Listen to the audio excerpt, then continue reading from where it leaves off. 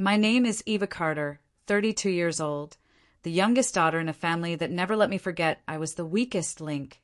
Too quiet, too cautious, too easy to overlook. While my siblings climbed fast and shined brighter, I grew up learning to survive in the shadows, the one everyone talked over, dismissed, or pushed aside. Maybe that's why I clung to the life I built with Jonas, my husband. My one attempt at choosing stability for myself instead of inheriting someone else's chaos. But even then, something in me always sensed I was standing on borrowed ground, that a storm was coming for me sooner or later. And I was right, because the night he called to tell me he'd sold our home without my consent was only the beginning.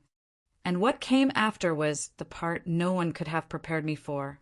I was folding laundry in the quiet of our fourth-floor apartment just outside Minneapolis, the heater clanking behind me like it always did in December. I remember watching steam rise from my tea mug, listening to the silence I used to think meant peace. Then the phone rang. Unknown caller. I hesitated. I picked up. Eva, I'm divorcing you. The voice cut clean, like a blade drawn without pause. And I've already sold the apartment. I froze. My hand gripped the phone so tightly my knuckles ached. My mouth opened, but nothing came out. He laughed. I could hear music in the background. Nicole and I are starting fresh. I thought I'd save you the trouble of splitting assets. My heart slammed into my ribs. You sold the apartment? I finally managed, my voice eerily steady. Technically, we both did. You'll see the papers. Enjoy finding a new place. Click. I stood there, staring at the phone.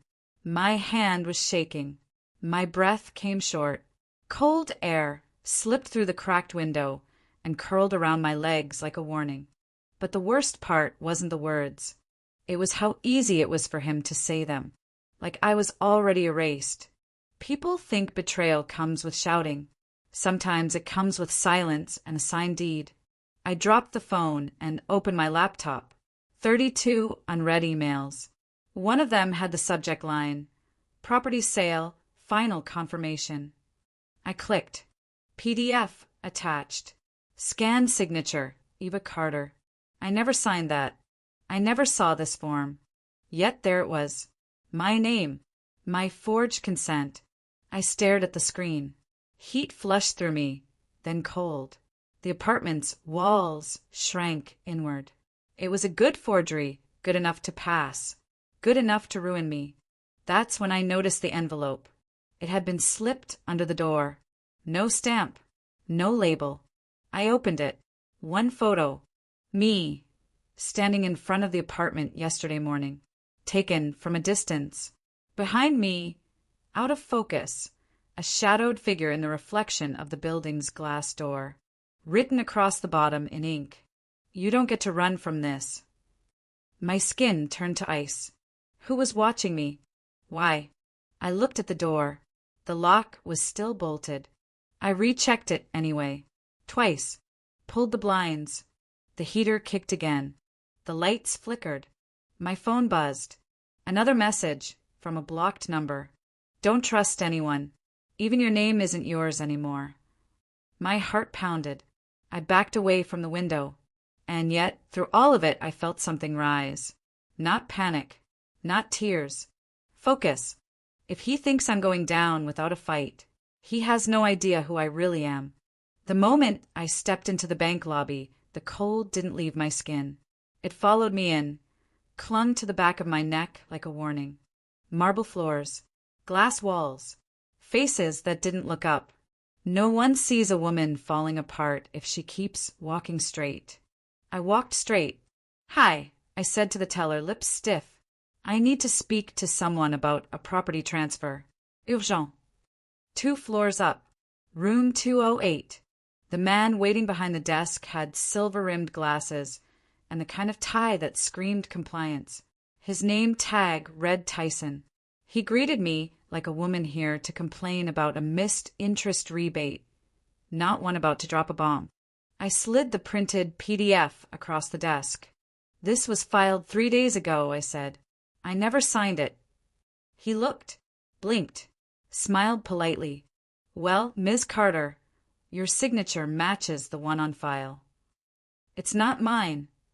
He turned the monitor. It's on record. I stared at it. The curve of the E. The slant of the C. It was close. Too close. Signatures can be forged, I whispered. So can stories, he said too softly. I left. Outside, the wind cut across my face like a slap. Snow mixed with exhaust. My fingers itched for my phone. Rafferty picked up after the second ring. You sound like you haven't slept in a year, he said. I need to meet. Now. You only know who your real friends are when your name is dragged through dirt. He met me at a rundown diner off Highway 100. Rafferty hadn't changed, still wore old leather, and talked like every word cost him something. But when he saw my face, the sarcasm died in his throat. I pushed the document toward him. He read, fast, brow furrowing by the second. If this is real, they filed it with a forged, durable power of attorney. Can they do that? Not legally. His eyes cut into me. But if they have that POA and it's notarized, it gets messy. He paused. Jonas is screwing you 6 ways from Sunday. That's when the waitress came over. Coffee sloshed in her hand. Refill. Rafferty covered the docs with a napkin. Just the check. I followed him to his car. Inside, heater blowing, he spoke low. You're not just fighting him. You're fighting the system. He convinced to trust him. If we prove the forgery, we might be able to freeze the sale. Might. He met my eyes. They're a few steps ahead. That night, I searched every drawer in the apartment. Tax returns, bank statements, property filings, mortgage refi forms. Every signature mine, or looked like mine. One line from my mother rang in my ears. The moment you give someone else the pen, don't cry when they rewrite your story. Jonas must have planned this months ago. At 3:07 a.m., my phone vibrated. Unknown number. No message. I didn't sleep. The next morning, I walked into the bank again. This time, I waited for someone new. A junior assistant named Miles brought me to a side office.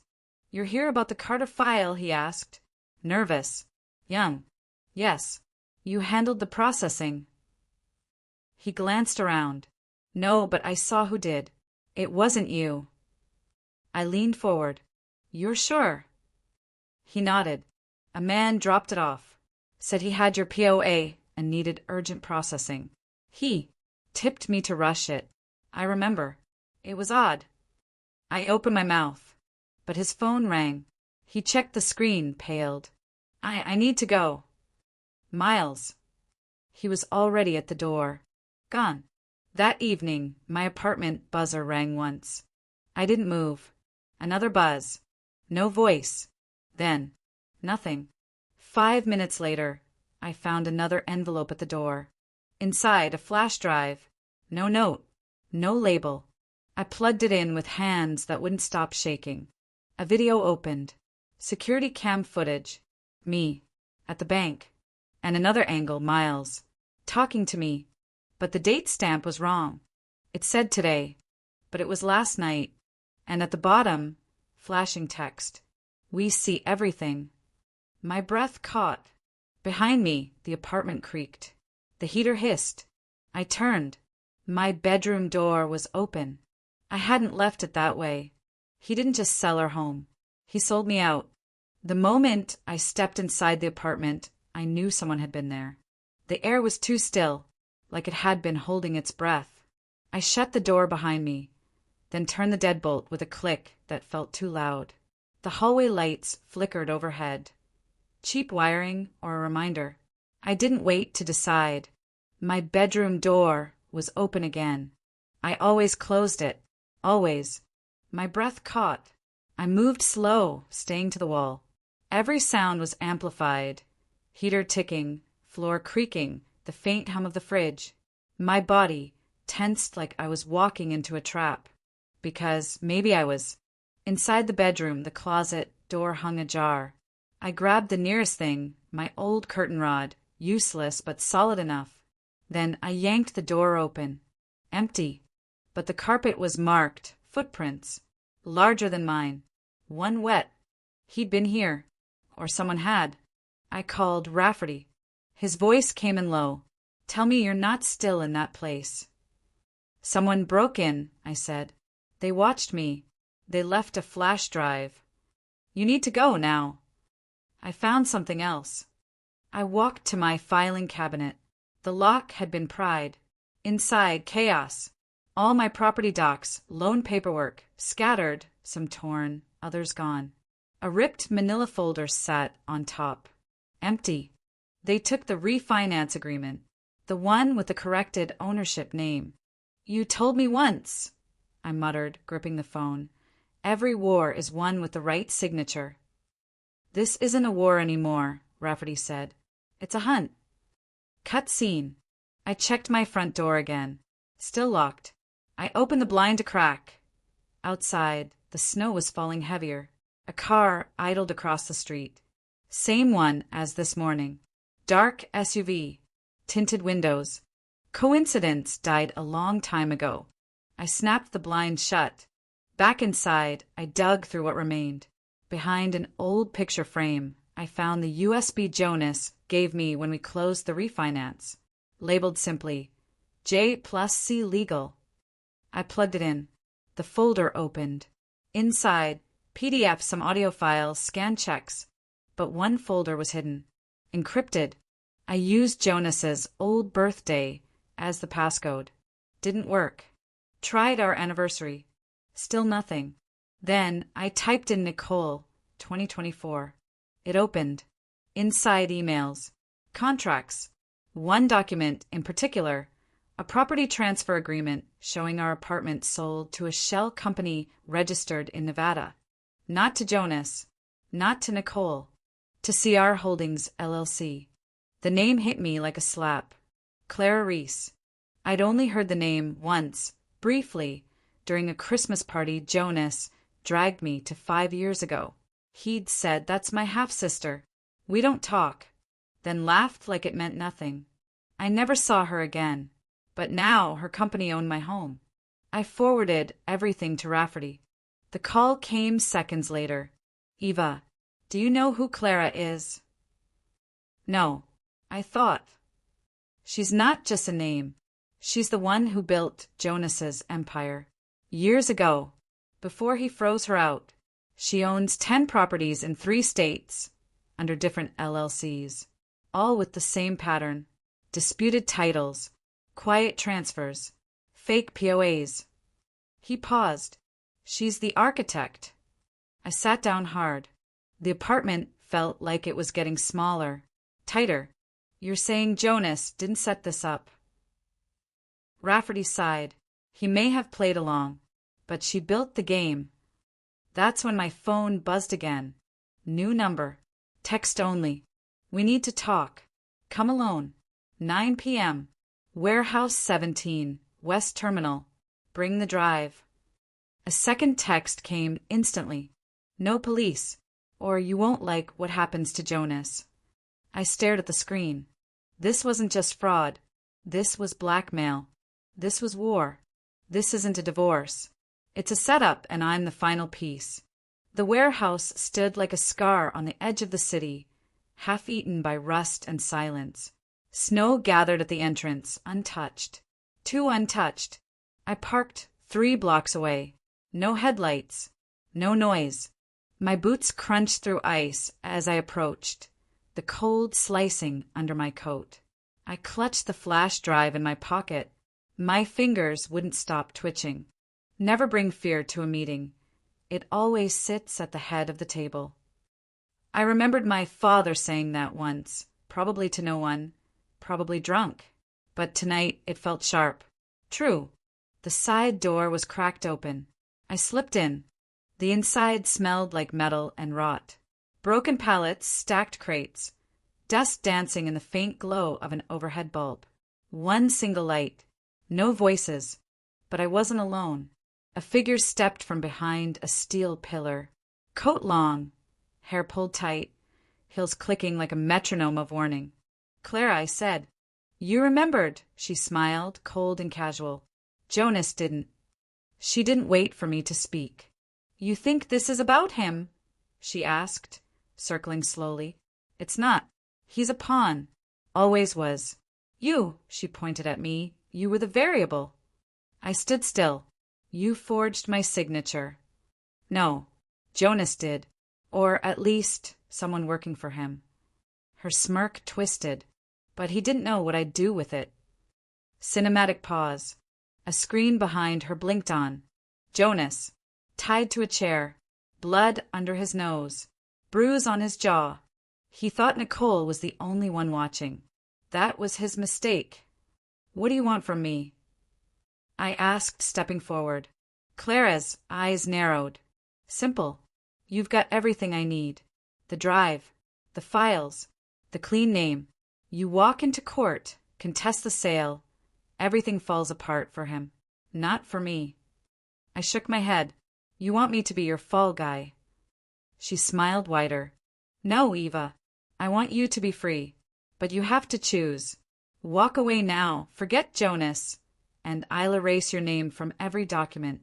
Or—" The screen flickered. Jonas screamed, off camera. "You keep playing hero and he bleeds for every move you make." I turned away, jaw clenched. The heater behind me groaned. Pipes echoed. My pulse thudded in my teeth. I turned back. "Why me?" Clara paused. "Because Jonas always underestimated you, and I don't." Cut scene. 30 minutes later, I was back on the road, knuckles white on the steering wheel. Rafferty's voice came through the speaker. "She threatened you?" "She offered me freedom. Or guilt." "That's not a deal, Eva. That's blackmail wrapped in silk."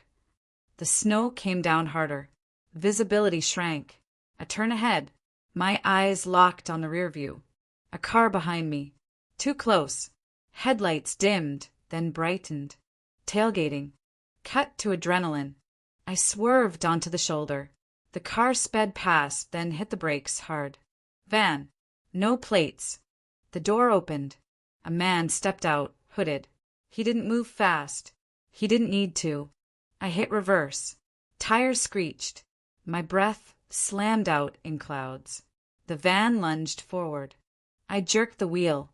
Slammed into gear. Ice skidded under my tires. The van swerved, clipped the guardrail. Then, it was gone. I didn't stop. Not until I hit Rafferty's office. Inside, he read everything from the drive in silence. Then he looked up, eyes dark. "You're not fighting over a home anymore," he said. "What am I fighting?" I asked. He clicked on the last folder. A string of PDFs, property deeds, legal filings, multiple LLCs, different names, same structure, all traced back to a single routing number. Same one used in a fraud case 3 years ago, but not tied to Clara, tied to Daniel Shaw. Rafferty leaned back. Jonas's old business partner, the one who vanished before his first company tanked. "That's not possible," Jonas said. "He lied." I stared at the screen. The scheme was bigger. The players were deeper. And Jonas? He might have been just another piece on their board. If Jonas is a pawn, then who the hell is playing the game? The thing about names, real names, is they hide more than they reveal. Daniel Shaw. Jonas mentioned him once. Drunk. Slurred. Brilliant guy. Dangerous ego. Buried in debt. That was years ago, before the firm went under, before Clara disappeared and I got dragged into their ruin. Now his name glared back at me from Rafferty's laptop, tied to the routing number that funded CR Holdings, the LLC that bought my home. I'd been wrong about everything. This wasn't Clara's revenge. This was Daniel's resurrection. Cut scene. Rafferty leaned forward. "You ever met him?" "Once. Briefly. Jonas introduced him as some college friend. They shook hands like they were strangers." "That's because Jonas was trying to outrun what Daniel left behind. Looks like it finally caught up." He clicked a second file. Surveillance Diz. Daniel in Chicago. Clara in LA same week. Same building, different exits. They'd never split. They just got smarter. My chest tightened. I thought I'd been fighting for a deed. A home. But I was standing in the middle of a multi-state fraud ring, and someone was about to erase me from the board. My phone vibrated. New message. Turn on the TV. Channel 6. Now. I grabbed the remote. Flipped. Jonas. Bloody. Eyes swollen. In a chair. Pre-recorded. Clara's voice off screen. Calm. Surgical. Say it. Jonas struggled to speak. I used her name. I forged her signature. I gave Daniel access. Please just. Screen went black. Another message followed. We let you see that. Next time he doesn't get to talk. My hands shook. Cut scene. You don't win wars by playing defense. You burn the field they built. I stood. We go public, I said. Rafferty stared. That puts you on the target line. I'm already there. We uploaded the files to a secure cloud. Multiple backups. Burned copies to encrypted drives. I typed the email subject line. Urgent. Fraud network. CR holding /Shaw/Reese. Recipients. DOJ tip line. Minneapolis Tribune. Illegal form Jonas. Used to moderate. My sister, just in case. As I hit send, glass shattered. A brick flew through Rafferty's office window. Crashed into the desk. Papers flew. Smoke. I ducked. Rafferty grabbed the extinguisher. Outside, tires squealed. They weren't waiting anymore. We were exposed. Cut scene. That night, I sat alone in my apartment, every light off. Just the bathroom mirror catching the moonlight. My reflection looked like a stranger. Blood on my coat, soot on my hands, and silence thick enough to choke me. Then my phone buzzed again. Private video message. I hesitated. Hit play. Jonas again. Same chair. But now Clara stood beside him. I gave you the choice, Eva. You made the wrong one. She leaned into the camera. Walk into court tomorrow, and the next video won't be a warning. Behind her, Daniel stepped into frame. Tall, calm, polished, the kind of clean that masks rot. He looked at me like he was seeing through the screen. You should have stayed quiet, he said. Now everyone pays. The video ended. I replayed it, froze at Daniel's face, because it wasn't just hate in his eyes. It was obsession, the kind that festers for years and waits for one woman to make the wrong choice. I remembered his voice from that one party. You made the wrong pick, Eva. It hadn't been a joke. He wasn't after property. He was after me. He wants me to choose. But what if I choose war? I stood in the center of the warehouse, soaked in silence, wind slipping through broken panes like knives. The cold bit through my coat, but it wasn't the cold that made me shake. It was the calm before something ends or something begins. I had one chance, one shot to end this, and it had to be tonight. Clara had told me once, the cleanest betrayals are the ones no one sees coming. But I was done being blind. I opened the briefcase. Inside, 3 USBs, 1 physical ledger, and a burner phone preloaded with every file Rafferty and I had compiled. Clara's voice prints, Daniel's emails, Jonas's confession, layered into a bomb that wouldn't just expose them. It would scatter their whole operation like glass. Across the room, I heard the gate groan open. Boots. Jonas stepped in first, limping, bruised, shivering, a dead man walking. Behind him, Daniel. He looked exactly the same. Polished, calculated, smile tucked into the corners of his mouth like a secret. I didn't think you'd actually come, he said, eyes glinting under the flickering lights. I figured we were due for a real ending, I said, stepping forward. He scanned the case. You brought the files? I brought everything. He nodded at Clara, who slipped in quietly behind him, her gaze unreadable. I underestimated you, Daniel said. That was my mistake. No, I replied. Your mistake was thinking I still had anything left to lose. Cut scene. Clara walked to Jonas, whispered something. He didn't move. He looked at me, lips parted. Shame sat on his face like a bruise that wouldn't fade. I stepped between them. You're going down with him, Clara? Her mouth twitched. I already did. That was when the room changed. A sharp electronic beep. From above, Daniel's eyes shot up. Cameras. All four corners of the warehouse blinked red. Live. Rafferty's voice crackled through a speaker near the ceiling. Say hi to the Federal Task Force watching this stream. Danny. Daniel turned, reaching for something under his coat. Too slow. A door burst open. Floodlights flooded the space. Red dots danced across the room. Agents in tactical gear swarmed through the dust. FBI. Hands where we can see them. Jonas dropped to his knees. Clara raised her hands slowly, eyes locked on mine. She mouthed one word. Sorry, but I didn't blink. Daniel lunged toward me, but two agents tackled him before he got within 10 feet. His face hit concrete. Blood pooled beneath his mouth. Still he smiled. You could have been part of it, he hissed. I built it for you. I knelt down beside him. You built it to trap people like me. And then he was gone. Cut scene. 3 weeks later, I stood inside the apartment. My apartment. Cleared. Quiet. Clean. Sunlight poured through the windows, catching the dust still suspended in the air. There was no furniture yet. Just my breath. Just the sound of wind against glass. Freedom doesn't feel like a celebration. It feels like a room you have to fill on your own terms. Rafferty called. Paperwork's finalized. You're clear. IRS signed off. Jonas took a plea. Daniel's going away for a long time. And Clara. Protective custody. She flipped. Everything she gave them checked out. She buried herself to burn him.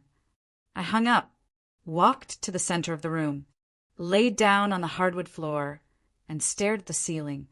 And I cried, not because I was broken, but because I wasn't anymore, because I made it, because I walked through fire and came out breathing. Some scars don't fade. They don't have to. They just remind you that you lived. As I closed my eyes, I remembered something I used to whisper to myself when my family pushed too hard, when Jonas lied too well, when the world tilted against me. They used me as bait, but I rewrote the whole game.